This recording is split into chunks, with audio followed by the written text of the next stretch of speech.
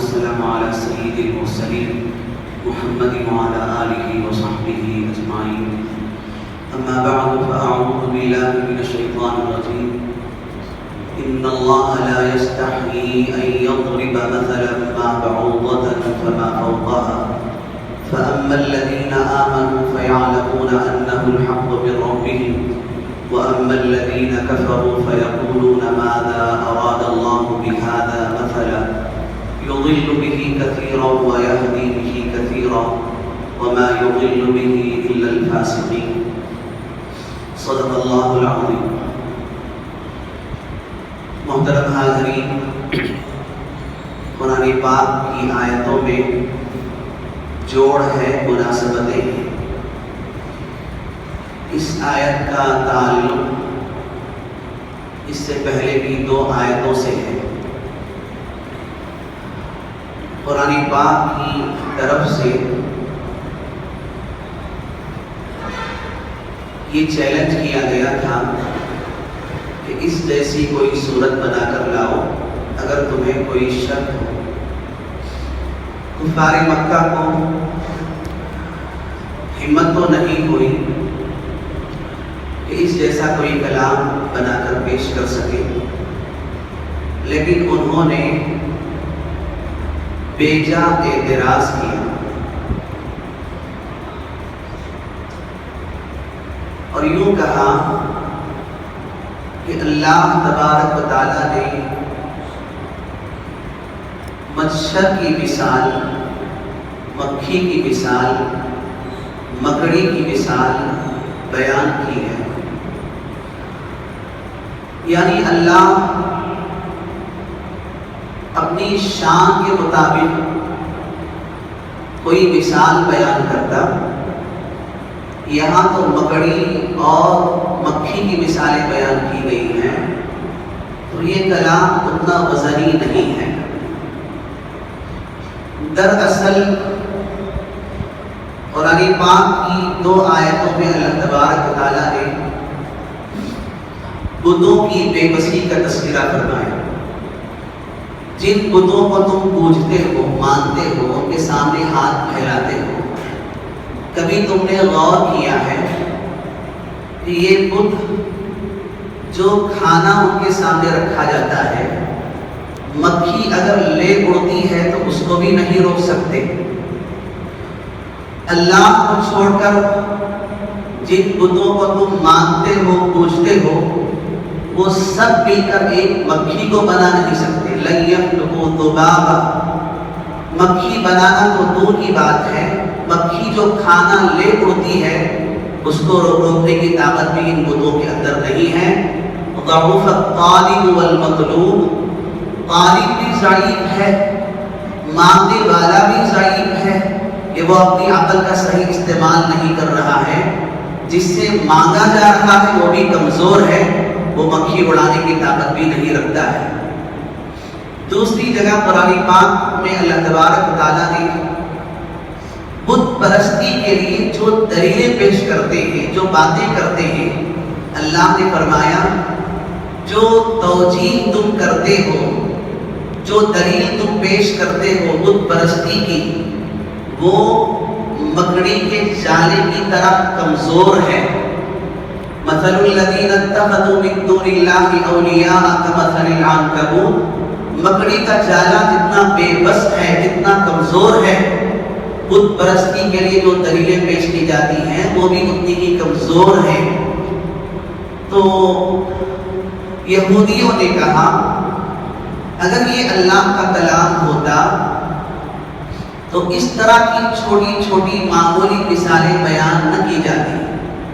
تو اللہ تبارک و تعالیٰ نے اس کا جواب اس آیت میں ارشاد فرمایا ہے ان اللہ لا یستحیی ان یضرب مثلا ما بعوضۃ فما فوقها، اللہ نہیں شرماتا کہ وہ ایسی مثال بیان کرے.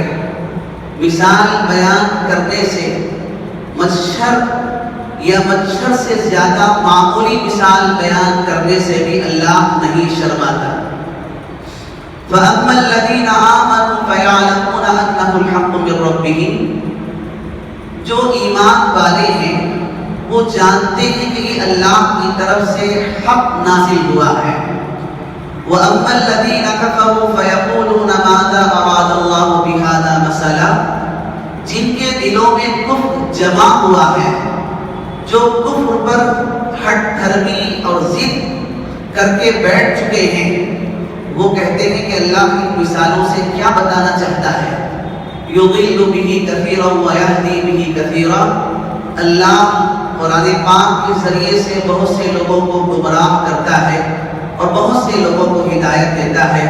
وما یضل بہ الا الفاسقین، اور گمراہ انہی کو کرتا ہے جو گناہ میں مبتلا ہوتے ہیں، فسق کرتے ہیں، اللہ کی نافرمانی کرتے ہیں۔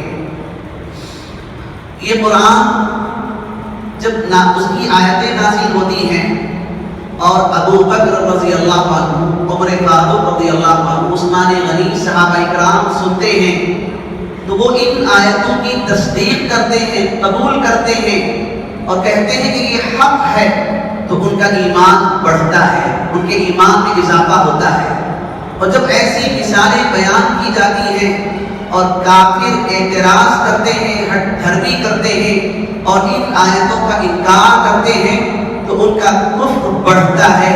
اللہ اس قرآن کے ذریعے سے کچھ لوگوں کو ہدایت عطا فرماتا ہے اور کچھ لوگوں کو گمراہ کر دیتا ہے۔ وما یضل بہ الا الفاسقین، یہ جملہ بڑا سخت ہے۔ گمراہی انہی لوگوں کو ملتی ہے جو اللہ کی نافرمانی میں مبتلا رہتے ہیں، اللہ کے احکامات کو توڑتے رہتے ہیں۔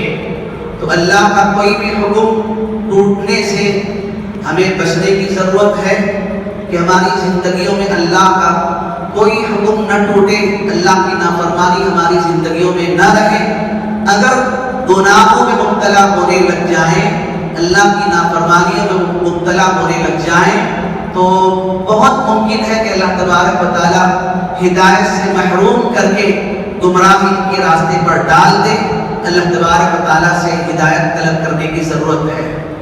قرآن پاک کی اس آیت کے پہلے لفظ میں اللہ نے فرمایا ان اللہ لا یستحیی، اللہ شرماتا نہیں ہے حق بیان کرنے سے، چاہے وہ چھوٹی مثال سے ہی کیوں نہ ہو۔ دشمنوں کو اعتراض تھا نا کہ یہاں اللہ نے مچھر کی مثال، مکھی کی مثال کیوں بیان کی ہے، چھوٹی مثال کیوں بیان کی ہے۔ بزرگان گرامی، ہم جب اپنے بچوں کو سمجھانا چاہتے ہیں، کوئی بات بتانا چاہتے ہیں، تو ہم اپنی حیثیت سے نیچے اتر کر بچوں کے ذہن کے مطابق انہیں کوئی مثال بیان کرتے ہیں۔ تو اللہ تبارک و تعالیٰ بھی ان مثالوں کے ذریعے سے بندوں کو سمجھا رہے ہیں، بندوں کی سطح کو اللہ تبارک و تعالیٰ نے سامنے رکھ کر یہ مثالیں بیان فرمائی ہیں کہ تمہاری سوچ یہاں ہے تو ہم تمہاری سوچ کے مطابق مثال بیان کرتے ہیں۔ اللہ تبارک و تعالیٰ نے اس آیت کے پہلے لفظ میں فرمایا ان اللہ لا یستحیی، اللہ حیا نہیں کرتا، اللہ شرماتا نہیں ہے۔ قربان جاؤں میں حضرات صحابہ اکرام رضوان اللہ تعالی علیہم اجمعین کا مزاج قرآن سے کتنا جڑ گیا تھا، کتنا تعلق ہو گیا تھا۔ ایک صحابیہ آتی ہیں رسول اللہ صلی اللہ علیہ وسلم کی خدمت میں، کوئی مسئلہ پوچھنا چاہتی ہیں، کوئی سوال کرنا چاہتی ہیں۔ وہ مسئلہ چونکہ حیا کے دائرے میں آتا ہے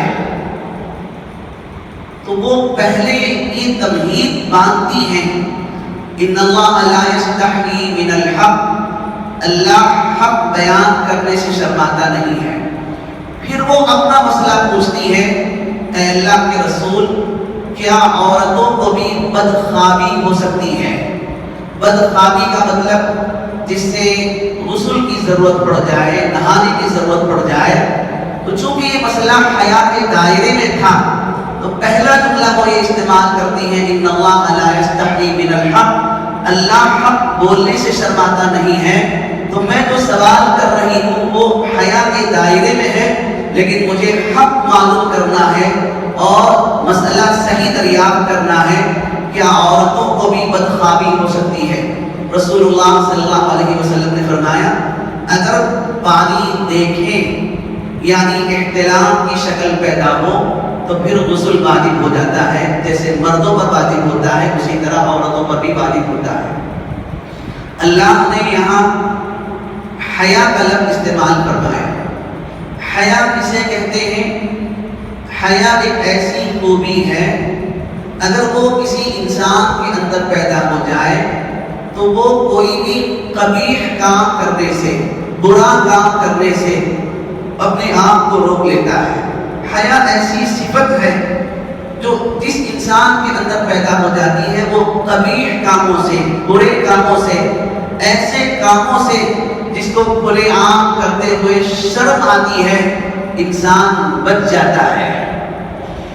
حیا کا بہت بڑا مقام ہے.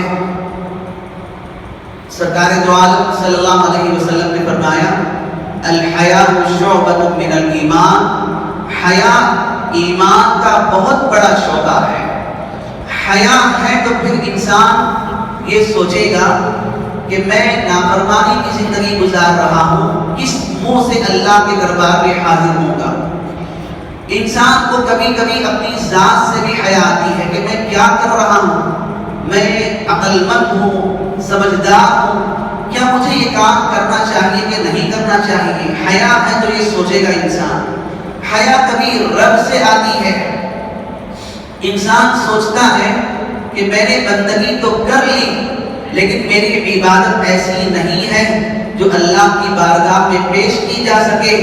تو انسان حیا کرتا ہے کہ یہ میں نے جو بندگی کی عبادت کی ہے، اللہ تعالیٰ کی کا نام لیا ہے، یہ اس قابل نہیں ہے کہ اللہ کی بارگاہ میں پیش کیا جائے. حیا کبھی انسانوں سے بھی آتی ہے، اسی لیے انسانوں سے چھپ کر قبیح کام، برے کام کیے جاتے ہیں کہ لوگوں کے سامنے پتہ چل جائے تو بدنامی ہو جائے گی، لوگ برا سمجھیں گے، غلط سمجھیں گے. بزرگان گرامی، حیا آج ہمارے معاشرے سے ختم ہوتی جا رہی ہے. بچوں کے اندر ہو یا بچیوں کے اندر ہو، فیشن کے نام پر اس طرح کا لباس ہمارے بچے پہنتے جا رہے ہیں، وہ حیا کے دائرے سے نکلتا جا رہا ہے. پتلون پھٹی ہوئی جہاں سے بدن نظر آتا ہے ہمارے بچے بھی پہنتے ہیں، بچیاں بھی پہنتی ہیں. بعض لوگوں کی پتلون اتنی تنگ ہوتی ہے، اتنی چھوٹی ہوتی ہے کہ رکوع میں جائیں تو کمر کھل جاتی ہے. ٹی شرٹ پہنا ہوا اوپر سے ٹی شرٹ ہٹ جاتا ہے، نیچے سے پتلون ہٹ جاتی ہے، کمر دکھنے لگتی ہے اور مطمئن ہے آدمی کہ میں نے نماز پڑھ لی ہے. شیطان دھمکیاں دے رہا ہے کہ بیٹا تم نے نماز پڑھ لی، لیکن اس بندے کو خیال نہیں کہ اس کی نماز قبول ہوئی ہی نہیں ہے. اس لیے کہ نماز کی شرط میں یہ ہے کہ اس کا سطر ڈھکا ہوا ہو. مرد کا سطر ناک سے لے کر گھٹنے کے نیچے تک کا حصہ ہے، اتنا حصہ چھپانا فرض عین ہے. فرض عین کا مطلب ہر ہمیشہ چھپانا چاہیے، الا یہ کہ کوئی ضرورت ہو، جیسے استنجا کو جانا ہے، کوئی ضرورت پیش آ گئی ہو تو اس میں گنجائش ہے. تو یہ جو ماحول ہمارے درمیان بے حیائی کا بڑھتا جا رہا ہے، ہم لوگ ہمارے بچوں کی صحیح تربیت نہیں کرتے، نگرانی نہیں کرتے. ہمارے بچے بچیاں فون میں گفتگو کرتی ہیں اور دوستیاں بنانے کی کوشش کی جاتی ہے. راستے بہت کھلے ہوئے ہیں گمراہی کے، ضلالت کے. اللہ تبارک و تعالی ہم سب کو توفیق عطا فرمائے، ہم اپنے بچوں کی صحیح تربیت کریں. حیا ایمان کا بہت بڑا حصہ ہے. آپ حضرات جانتے ہیں کہ حکومت کی طرف سے جو وائرس پھیل رہا ہے یا پھیلایا جا رہا ہے، کتنی پابندیاں لگنے والی ہیں. عشاء کی نماز بھی شاید گھروں میں پڑھنے کی نوبت آ جائے، فجر کی نماز کے لیے آنے نہ دیا جائے. ایسے خدشے، ایسے اندیشے ہیں. لیکن آپ ذرا فجر کی نماز کے بعد راستوں پر نگاہ دوڑائیے.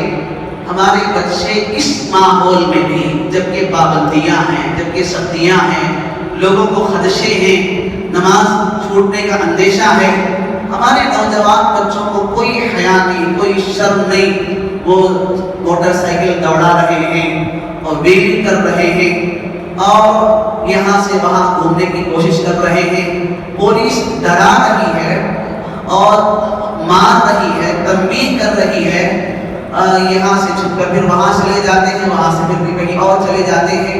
اللہ تبارک و تعالی ہم سب کو توفیق عطا فرمائے، اللہ تبارک و تعالی حیا نصیب فرمائے، ایسی حیا جس کی وجہ سے انسان دنیا کے اندر بھی کامیابی حاصل کرے اور اللہ کے دربار میں پہنچ کر بھی سرخرو ہو جائے۔ اللہ ایسی حیا مجھے اور آپ کو، پوری امت کو نصیب فرمائے۔ مشہور مقولہ ہے اذا لم تستحی فاصنع ما شئت، جب تو بے حیا ہو جائے تو جو چاہے کر۔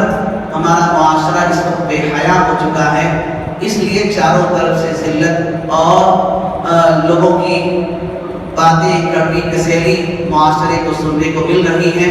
اللہ تبارک و تعالی ہم سب کو عمل کی توفیق نصیب فرمائے، اللہ تعالی قرآن کو سمجھنا آسان فرمائے، اپنی زندگیوں کو بدلنے کی توفیق عطا فرمائے۔ وآخر دعوانا الحمدللہ۔